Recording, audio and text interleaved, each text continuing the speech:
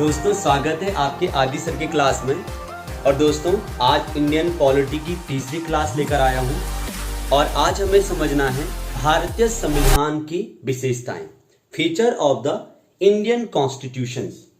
दोस्तों लगातार ये जो सीरीज चल रही है जीएस की, ये आपका शून्य से लेकर सचिवालय तक की सीरीज चल रही है। एआरओ, समीक्षा अधिकारी या पीसीएस अधिकारी, हर प्रकार के एग्जाम, चाहे वो छोटे एग्जाम हो चाहे बड़े एग्जाम हो, सब में यहां से प्रश्न पूछे जाएंगे। इससे बाहर किसी भी लेवल की परीक्षा में क्वेश्चन नहीं आएंगे। तो शुरुआत करते हैं आज का टॉपिक, भारतीय संविधान की विशेषताएं। दोस्तों विश्व में सबसे अनोखा जो संविधान है वो हमारे देश भारत का है और उसकी सबसे पहली विशेषता है कि वह एक लिखित एवं विस्तृत संविधान है। रिटर्न कॉन्स्टिट्यूशन से, बहुत बड़ा कॉन्स्टिट्यूशन से, लिखित रूप से और बहुत बड़ा संविधान है। अब इसे लिखित और बहुत बड़ा संविधान क्यों कहा गया है? क्योंकि जब हमारा संविधान बना था 26 नवंबर 1949 को, संविधान जो था वो एडॉप्ट किया गया था, अंगीकृत किया गया था। जबकि भारत में हमारा जो संविधान था ये 26 जनवरी 1950 को लागू हुआ था। तो जिस दिन हमारा संविधान लागू हुआ था उसे हम मूल संविधान कहेंगे। अब मूल संविधान में हमारे पास टोटल 8 अनुसूचियां थी।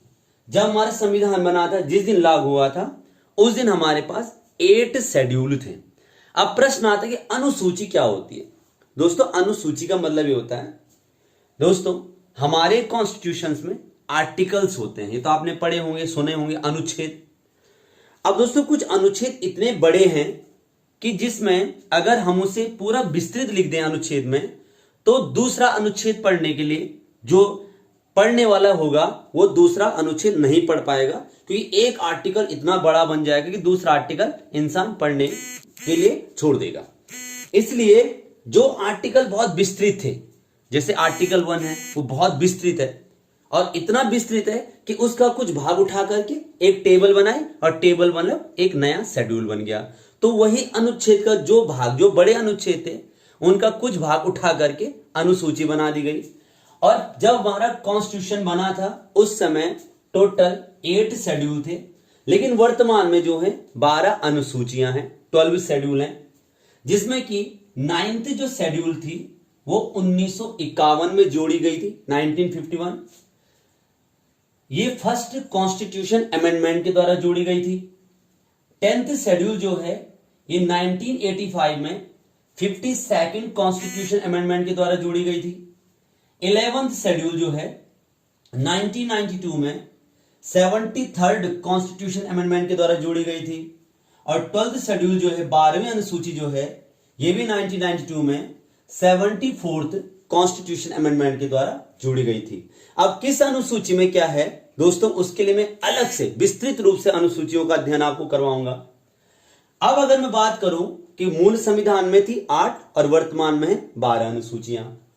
अब अगर मैं आर्टिकल्स की बात करूं तो दोस्तों जो हमारा ओरिजिनल कॉन्स्टिट्यूशन था, ओरिजिनल मतलब जिस दिन लागू हुआ था या जिस दिन बना था, उस समय थे टोटल 395 आर्टिकल्स। लेकिन वर्तमान में अगर मैं बात करूं बेस्ड ऑन काउंटिंग, गणना के आधार पे टोटल 575 टोटल जो है 475 जो टोटल इस समय आर्टिकल है बेस्ड ऑन द काउंटिंग। अभी 475 का मतलब क्या है? कुछ अनुच्छेदों के बहुत सारे भाग हैं जो शामिल हुए हैं, तो भाग जुड़ करके वो आपके 475 टोटल हो चुके हैं।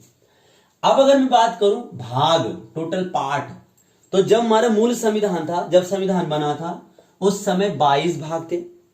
अब 22 भाग जब थे तो उसके बाद टोटल 4 नए भाग जोड़े गए, तो तब हो गए वो 26, और 26 में से एक भाग हटा दिया गया तो तब हो गया 25। तो क्वेश्चन आएगा भाग कितने हैं? 22। लेकिन फिर वही क्वेश्चन आएगा कि गणना के आधार पे कितने हैं, बेस्ड ऑन द काउंटिंग, तो तब आप कहोगे 25। ठीक है। अब 4 जो नए जोड़े गए थे उनमें एक था भाग 9, भाग 4A। अब दोस्तों मैंने रोमन में लिखा है क्योंकि भाग को रोमन में ही लिखा जाता है। तो रोमन नंबर जो है, पार्ट जो है ये 4A और पार्ट 14A, ये दो नए पार्ट जोड़े गए थे और ये जोड़े गए थे 42वें संविधान संशोधन 1976। उसके बाद तीसरा भाग जोड़ा गया था भाग 9A, भाग 9A पार्ट 9A, ये जोड़ा गया था 74th कॉन्स्टिट्यूशन अमेंडमेंट 1992, 74वां संविधान संशोधन 1992। फिर चौथा जोड़ा गया था भाग 9B, और भाग 9B जोड़ा गया था 97वां संविधान संशोधन 2011, 97th कॉन्स्टिट्यूशन अमेंडमेंट 2011। अब दोस्तों चार तो जोड़े गए, लेकिन एक घटाया गया, और घटाया का मतलब हटाया गया, रिमूव्ड किया गया। वो कौन सा था? पार्ट 7, भाग 7 हटाया गया और ये जोड़ा गया था 7th अमेंडमेंट 1956, 7वां संविधान संशोधन 1956। तो भाग जो है वर्तमान में 22 है, गणना के आधार पे 25 है। आर्टिकल 395 है, लेकिन गणना के आधार पे 475 है, और आपकी शेड्यूल जो अनुसूचियां हैं वो टोटल 12 है। अब दोस्तों इसी वजह से इसे विस्तृत कहते हैं, लिखित कहते हैं, ये सब लिखा हुआ है हमारे कॉन्स्टिट्यूशन में। अब दोस्तों इसे विश्व का सबसे बड़ा संविधान का है, हमारे भारत के संविधान को विश्व का सबसे बड़ा जो संविधान का है वो का है सर आइवर जेनिंग्स ने। तो ये जरूर नोट करके लिख दीजिएगा कि सर आइवर जेनिंग्स ने भारत के संविधान को विश्व का सबसे बड़ा संविधान कहा है। उनका नाम है सर आइवर जेनिंग्स। अभी इतना बड़ा है इसलिए हमारे संविधान को वकीलों का स्वर्ग भी कहा जाता है, पैराडाइज ऑफ द लॉयर भी कहा जाता है, क्योंकि हेलो दोस्तों, अगली विशेषता है जो हमारे संविधान की है वह है भारतीय संविधान उदार का थैला। अब सवाल ये उठता है कि क्या हमारा कॉन्स्टिट्यूशन उदार का थैला है, और इसे उदार का थैला किसने कहा था? हमारे संविधान को आइवर जेनिंग्स ने उदार का थैला, वकीलों का स्वर्ग या विश्व का सबसे बड़ा संविधान जो था आइवर जेनिंग्स ने कहा था। अब इसीलिए उदार का थैला माना जाता है क्योंकि हमने बहुत सारे संविधान, देशों के संविधानों का अध्ययन किया और उनसे प्रेरित होकर हमने अपने संविधान का निर्माण किया, और उन्हीं स्रोतों के आधार पर हमने अपने संविधान को निर्मित किया। उसमें दो प्रकार के स्रोत थे, एक आंतरिक स्रोत और एक बाह्य स्रोत। आंतरिक का मतलब क्या था? जो रिसोर्सेज हमारे पास थे, और बाह्य का मतलब क्या था? जो हमने विदेशी संविधानों से पढ़कर जिस चीजों से हम प्रेरित हुए। अब आंतरिक स्रोतों में आता है भारत परिषद अधिनियम, इंडियन काउंसिल एक्ट 1935। 1935 अधिनियम जो है यह ब्रिटिश सरकार के द्वारा लाया गया था, और इसका सबसे ज्यादा योगदान माना जाता है हमारे संविधान में। लगभग 250 से अनुच्छेद जो हैं इसी से लिए गए हैं, इसी से प्रेरित हैं। तो 1935 अधिनियम ये हमारा आंतरिक स्रोत होगा, और इसमें ये सर्वाधिक योगदान इसी का हमारे संविधान में है। अब इससे कुछ मुख्य बिंदु हैं जो हमने अपने संविधान में शामिल किए हैं। सबसे पहला बिंदु है संघीय व्यवस्था, फेडरल सिस्टम। दोस्तों एक होता है मजबूत संघीय व्यवस्था और एक होता है संघीय व्यवस्था। अगर मैं संघीय व्यवस्था की बात करूं, वो हमने लिया है भारत शासन अधिनियम, फेडरल सिस्टम। देखो, भारत राज्यों का एक संघ है, India is A union of state. एक ऐसा संघ है जिसमें राज्य जो हैं और एक तरफ केंद्र है। 28 राज्य हैं, 8 केंद्र शासित प्रदेश हैं, और इन सबसे मिलकर बना है एक संघ। और उस व्यवस्था, वो जो व्यवस्था है वो व्यवस्था ली गई है भारत शासन अधिनियम 1935। लेकिन इस व्यवस्था में एक राज्य सरकार है, एक केंद्र सरकार है, और अगर इस व्यवस्था में ज्यादा शक्तियां केंद्र के पास होगी तो उसे कहेंगे मजबूत संघीय व्यवस्था, जो हमने कहां से लिए आगे जाके पढ़ेंगे। तो सबसे पहले संघीय व्यवस्था यहां से लिए। न्यायपालिका की संरचना, स्ट्रक्चर ऑफ जुडिशरी, जो हमारे यहाँ supreme court, high court, district court संरचना है, स्ट्रक्चर है, वो भी यहीं से लिया है। प्रशासनिक विवरण, एडमिनिस्ट्रेशन के जो पद होते हैं, किस तरह से प्रशासन होता है, ये यहीं से लिया है। राज्यपाल का कार्यालय, राज्यपाल का कार्यालय भी हमने 1935 अधिनियम के आधार पर लिया। केंद्रीय लोक सेवा आयोग, सेंट्रल पब्लिक कमीशन, केंद्रीय लोक सेवा आयोग, ये हमारा 1935 अधिनियम के अंतर्गत हमने जो बिंदु हमारे संविधान में शामिल किए हैं। अब बाह्य स्रोतों की मैं बात करूं तो उसके लिए हमें समझना होगा कि विदेशी संविधान, मतलब विदेशी राज्यों से किन किन संविधानों से हम प्रेरित हुए हैं, और फिर हम अब समझेंगे विदेशी संविधान। दोस्तों, विदेशी स्रोतों में सबसे पहले हम उस राज्य या उस देश के बारे में पढ़ते हैं, ब्रिटेन, क्योंकि भारत जो है ब्रिटेन का उपनिवेश रहा है। और जब भारत आजादी का एक बड़ा आंदोलन कर रहा था, उस समय भारत संविधान की मांग कर रहा था, तो संविधान बनाते समय, क्योंकि ब्रिटेन के हम उपनिवेश उस समय थे जब संविधान सभा संविधान का निर्माण कर रही थी, तो उनका प्रभाव जो है हमारे संविधान में देखने को मिला। सबसे पहले हमने ब्रिटेन से लिया है संसदीय शासन प्रणाली, पार्लियामेंट्री सिस्टम्स। संसदीय शासन प्रणाली हमने ब्रिटेन से लिया है। 1853 अधिनियम के अंतर्गत ये सिस्टम लाया गया था। और संसदीय शासन प्रणाली हमारे देश में एक व्यवस्था होती है अध्यक्षात्मक, एक व्यवस्था होती है संसदीय।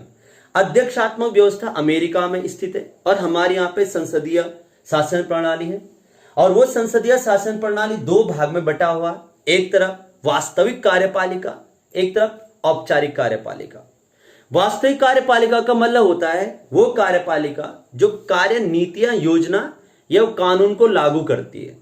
तो वास्तविक में आता है मंत्रिपरिषद एवं प्रधानमंत्री, और औपचारिक कार्यपालिका में आता है हमारे देश का राष्ट्रपति।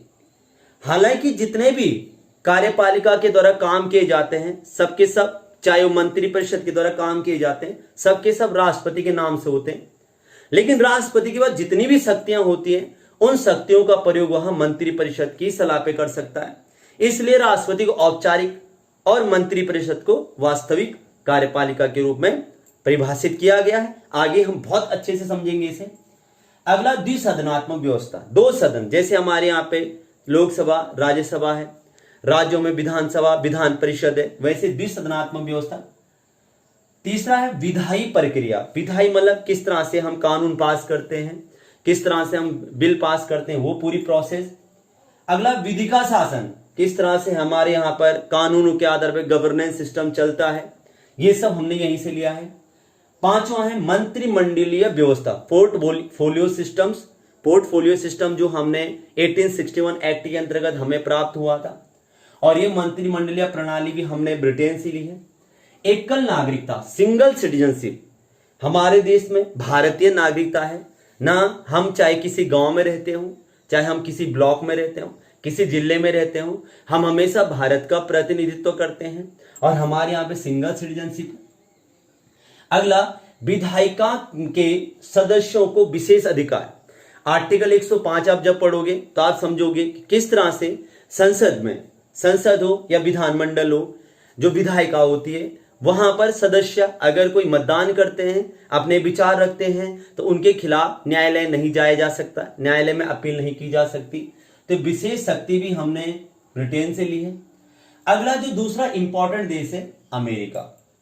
अमेरिका विश्व का पहला देश है जिसने सबसे पहले लिखित संविधान का निर्माण किया था, और फिर उसी से प्रेरणा लेकर अनेक देशों ने भी संविधान लिखना शुरू किया। अब अमेरिका से सबसे पहले हमने स्ट्रक्चर्स ऑफ प्रेम्बल, प्रस्तावना की संरचना, जो हमारे संविधान में प्रेम्बल है, उसका स्ट्रक्चर हमने यहीं से लिया है।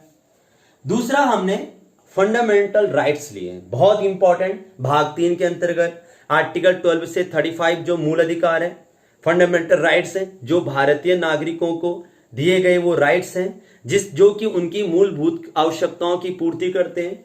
वो अधिकार है जो राज्यों के विरुद्ध उन्हें दिए गए हैं, और वो अधिकार है जिन्हें सुप्रीम कोर्ट और हाई कोर्ट प्रोटेक्ट करता है। आगे हम समझेंगे इसे। अगला है न्यायिक पुनर्विलोकन, जुडिशियल रिव्यू सिस्टम्स, आर्टिकल 13।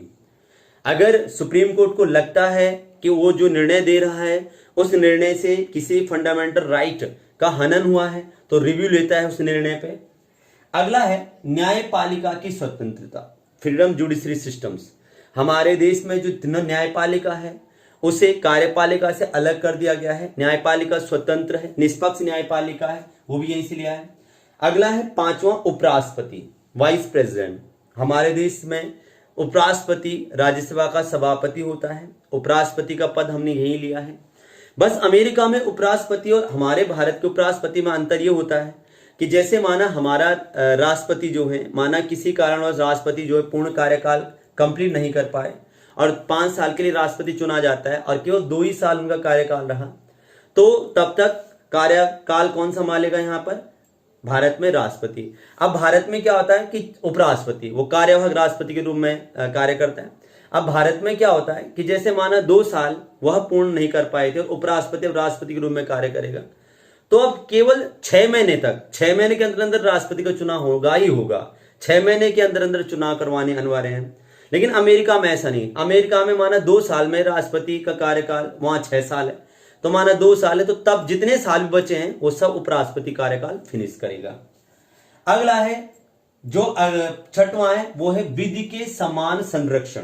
ये बड़ा इंपॉर्टेंट दोस्तों, विधि के समान संरक्षण या विधि के समक्ष समानता, ये 2 कॉन्सेप्ट होते हैं। मतलब पहली चीज है कानून के सामने सब समान है, ये हमने इंग्लैंड से लिया है। लेकिन कानून जो होता है समान परिस्थिति में समान व्यवहार करता है, अलग परिस्थिति में अलग व्यवहार करता है। कंडीशन अलग है तो सबके साथ अलग व्यवहार होगा, और समान कंडीशन में अपराध हुआ है तो समान रूप से कानून लागू होगा। तो कानून सबके समान तो ब्रिटेन में है, लेकिन कानून अलग अलग परिस्थितियों में अलग व्यवहार करेगा। वो कहां से लिया है? वो हमने अमेरिका से लिया है। अगला है राष्ट्रपति को हटाने की प्रक्रिया। ये हमारे भारत में आर्टिकल 61 में है। इसे भारत में महाभियोग प्रक्रिया के नाम से जाना जाता है, इसे हम अच्छे से समझेंगे। अगला है सुप्रीम कोर्ट हाई कोर्ट न्यायाधीशों की हटाने की प्रक्रिया। कैसे सुप्रीम कोर्ट के जज, हाई कोर्ट के जज हटाए जाते हैं, ये भी हमने अमेरिका से लिया है। दोस्तों एक बात स्क्रीनशॉट ले लीजिए।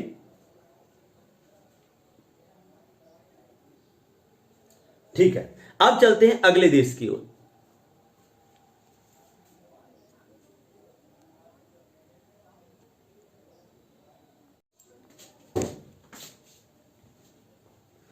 दोस्तों अगला देश है आयरलैंड। आयरलैंड से हमने लिए हैं DPSP, directive principle state policy, जिन्हें नीति निदेशक तत्व कहते हैं। देखो दोस्तों, मूल अधिकार और नीति निदेशक तत्व बहुत महत्वपूर्ण पोर्शन है भारत में संविधान में। मूल अधिकार अमेरिका से है और नीति निदेशक तत्व आयरलैंड से है। दोस्तों नीति निदेशक तत्व का मतलब होता है राज्यों को दिए गए निर्देश हैं और जिनके आधार पर राज्यों में कानून का निर्माण करना पड़ता है, नीतियों का निर्माण करना पड़ता है।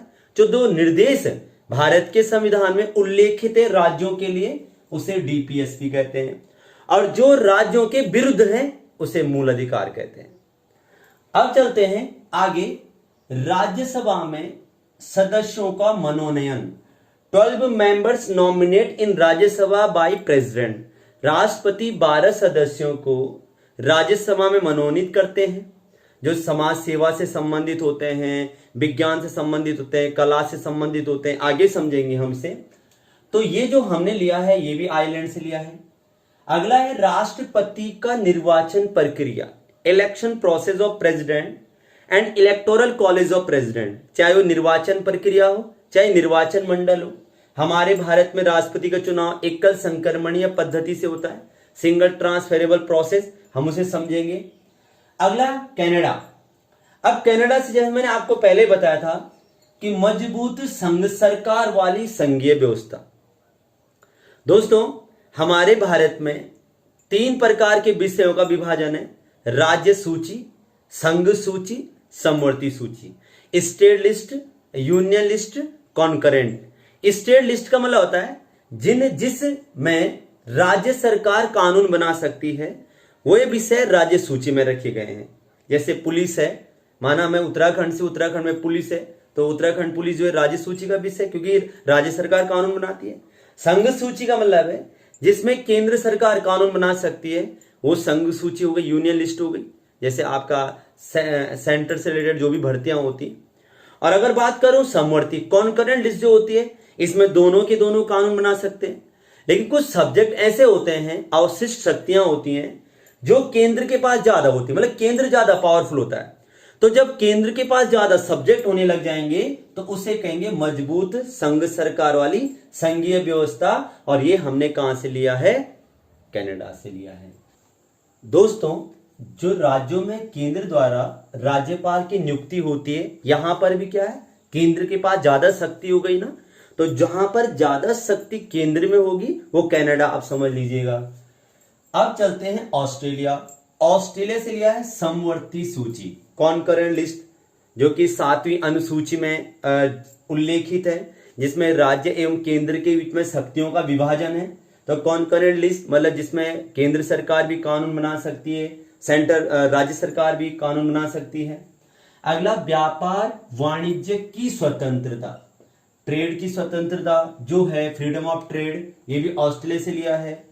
तीसरा, संसद में संयुक्त बैठक, joint meeting in parliament, article 108, ये भी इसी में लिया है हमने ऑस्ट्रेलिया के कॉन्स्टिट्यूशन से। अगला है फ्रांस। फ्रांस से लिया है समानता, स्वतंत्रता, बंधुत्व और गणतंत्र। ये बहुत इंपॉर्टेंट शब्द हैं, समानता, स्वतंत्रता, बंधुत्व और गणतंत्र। हमारी प्रस्तावना में ये शब्द उल्लेखित है, स्वतंत्रता, समानता।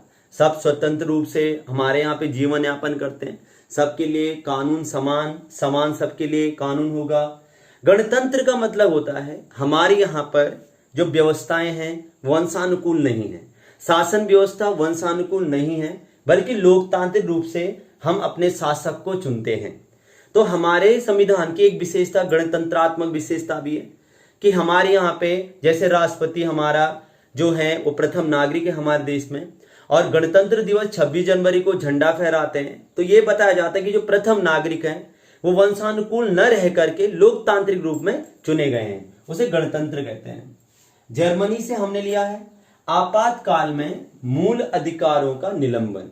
जब इमरजेंसी लगती है, 352 नेशनल इमरजेंसी, उस समय फंडामेंटल राइट सस्पेंड होते हैं, और वो भी 359 के अंतर्गत सस्पेंड होते हैं।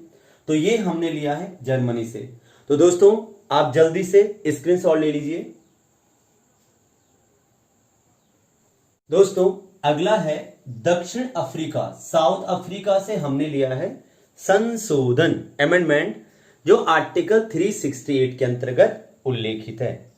दोस्तों, हमारा जो संविधान है वो बहुत लचीला है, फ्लेक्सिबल है और कठोर भी है। लचीला मतलब होता है कि समय के साथ साथ उसमें बदलाव आता रहता है, समय के साथ साथ हम कानून बदलते रहते हैं। अगर मैं बदलाव की बात करूं, संशोधन की बात करूं, तो हम 3 प्रकार से बदलाव कर सकते हैं, 3 प्रकार से संशोधन हो सकता है। अगर प्रश्न आता है कि संशोधन कितने प्रकार से हो सकता है, 3 प्रकार से। एक को कहते हैं साधारण बहुमत के द्वारा, जनरल मेजोरिटी या जनरल मेजोरिटी। दूसरा हो गया स्पेशल मेजोरिटी, विशेष बहुमत। और तीसरा भी हो गया विशेष बहुमत के द्वारा।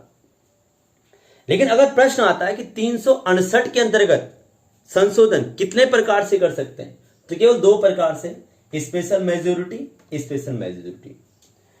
अब देखो दोस्तों, अब सबसे पहले समझते हैं कि आखिरकार क्या होता है साधारण बहुमत।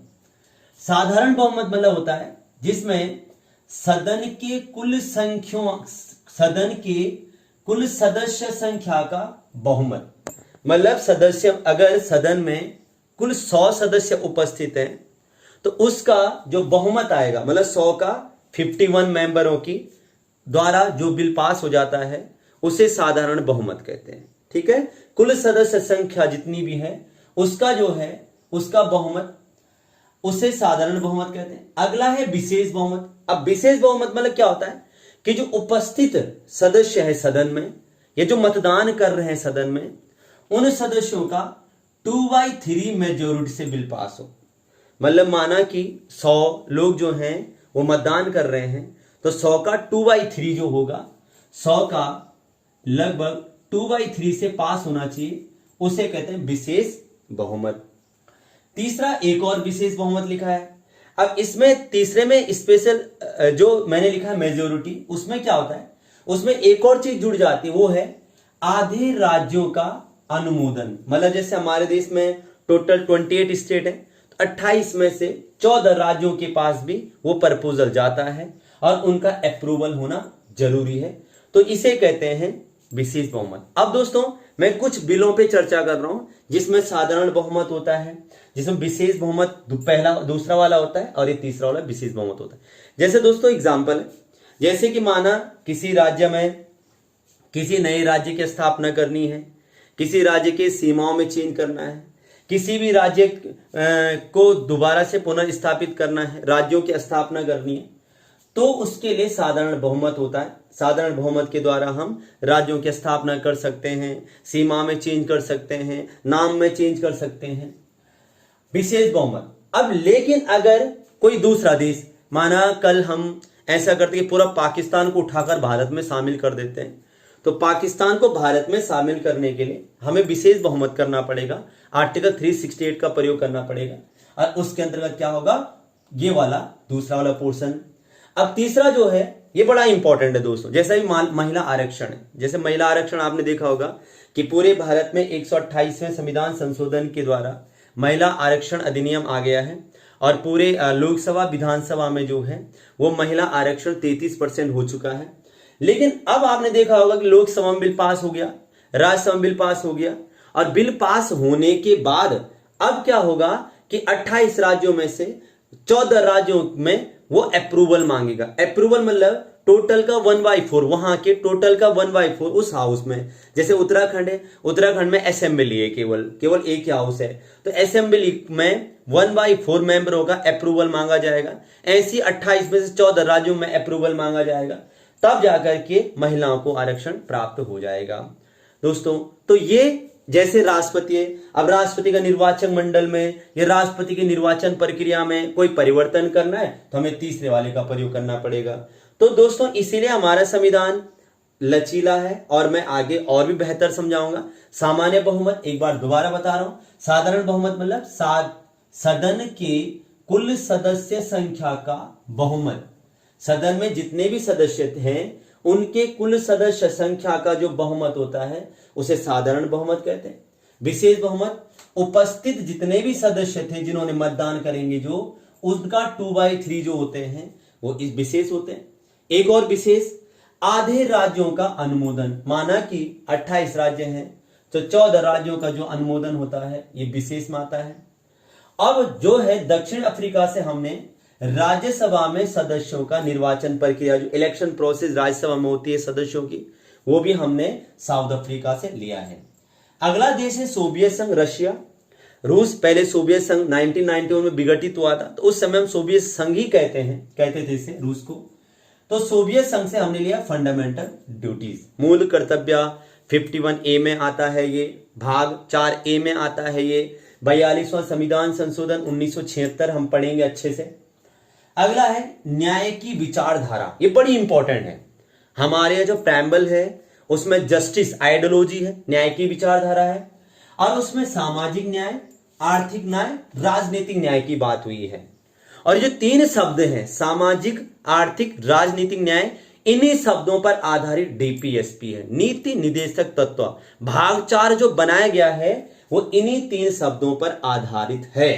अब चलते हैं दोस्तों अगले देश की ओर। दोस्तों अगला देश है जापान, और जापान से ली हमने विधि द्वारा स्थापित प्रक्रिया, जो कानून के द्वारा प्रक्रिया स्थापित है, ये हमने जापान से ली है।